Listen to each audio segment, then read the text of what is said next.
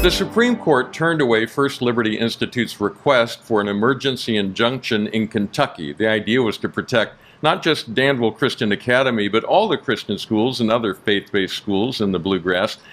The Supreme Court turned it away, but it's not over yet, and that's what we're going to talk about today. Hi, I'm Stuart Shepard, and my guest today is David Hacker, who's our First Liberty attorney on the case. Hi, David. Hello. First, let's set the table. What did Governor Andy Beshear do, and why was it so wrong? So the week before Thanksgiving, Governor Beshear issued an order saying all schools in Kentucky must close the week of Thanksgiving and then stay closed until January 4th. Now, there were some exceptions to that if the county wasn't as experiencing as much COVID issues as other counties, but functionally that meant schools were closed until January 4th. And so Danville Christian Academy is a religious school in the state, wanted to stay open, and believes that in-person instruction is fundamental to its Christian beliefs. And it said that's not right. This is discriminatory because at the same time that schools are closed, a child could have gone to the movies, could have gone Christmas shopping with his or her parents. The parents could have gone gambling at the racetrack. And so lots of other activities and gatherings were still open in Kentucky, but schools were closed. Now, critics of your position on this, our position on this, say, well, don't you care about the safety of the students? How do you respond to that? We absolutely care about the safety of the students, and so did Danville Christian Academy. Danville had spent thousands and thousands of dollars preparing for this school year, which was completely different than any other school year they've ever had to prepare for.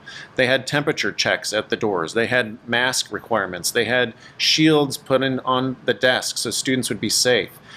Parents were limited in their access to the campus. And so they had gone through all these safety protocols that all the public health authorities thought were the right safety protocols. In fact, the county was referring other private schools to Danville as an example of how to do it right. Wow. But yet Governor Beshear decided, well, no, we're just going to close everything. So First Liberty got involved representing Danville Christian Academy. Explain the calendar for that, because the calendar is an important part of this story. Yeah, so we got involved right when the governor issued his order, and we immediately the next week went to court, the week of Thanksgiving. 2 days later. 2 days later, we were in court that Monday before Thanksgiving, and we argued that the court should stop the governor from enforcing this order. And the court, the day before Thanksgiving, agreed and said, yes, this order is discriminatory. There's no reason why a student can go to the movie theaters or go shopping but not be in school learning. Right. And so the governor immediately appealed that to the Sixth Circuit Court of Appeals, which stopped that order and functionally put the governor's order back in place. Right. And so we then turned around and went to the United States Supreme Court and said, we need you to step in and correct the problem here. Also quickly, and exactly. That's an important part of this. Within a matter of a couple of days, we were in front of the U.S. Supreme Court asking it to grant us relief, allowing Danville and other Christian schools in Kentucky to reopen.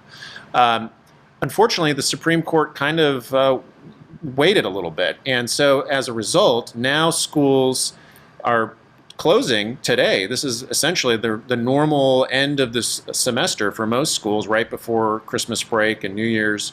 And so the Supreme Court yesterday said, because of that timing, we're going to deny your request for relief. But let's see what happens after January 4th, whether Governor Beshear extends his order or not. And that's an important part of this, because a lot of the headlines that I saw said, you know, Supreme Court denies request by Christian school, that sort of thing. Mm-hmm. But it wasn't exactly that. What they said was it came down to timing. Schools are going out anyway, so even if they agreed to the emergency injunction, it would have been for a day or two, which would have been pointless. But they also then, two of the justices added a note that was kind of an encouragement to you and the folks at Danville Christian Academy. Tell me about that. That's right. Justices Alito and Gorsuch both filed what we call dissenting opinions, saying that they would have granted Danville the relief that it was requesting, the ability to meet in person for school. And particularly Justice Gorsuch noted the fact that, listen, these kids, they can go to the theaters, the parents can go gambling, you know, you can be out and about in Kentucky gathering with people, but it doesn't make sense you can't gather at school. They were quoting First Liberty's documents. That's right. They were referring to our briefs and the arguments that we had made to the court, which is that the virus doesn't care how you gather. The virus can spread whenever people get together. And so let's make sensible decisions about how students can be safely in class, in person with their teachers. And so oh, go ahead. no, and so Justice Gorsuch went through that and essentially said he would have granted us the relief we wanted, and Justice Alito said the same thing.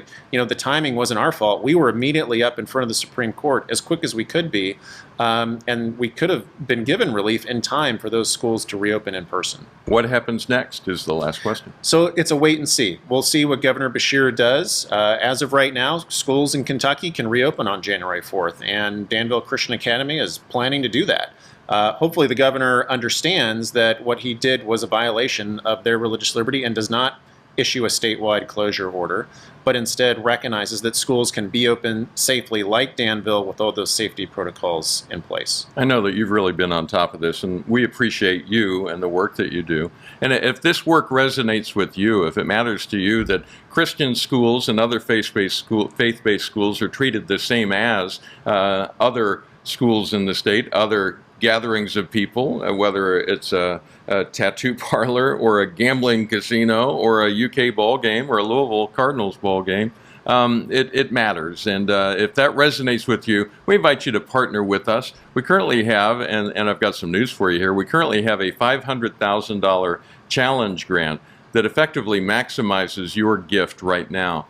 But we also now are learning that there's an additional $100,000 being added to that. So scratch the $500,000. It's actually a $600,000 challenge grant. We want you to be able to take advantage of that before the end of the year. It's kind of the Christmas present to all of us from some of our generous donors, and we appreciate them. David, thank you for your time today. I appreciate you being here and sharing the insights on this case. Thank you.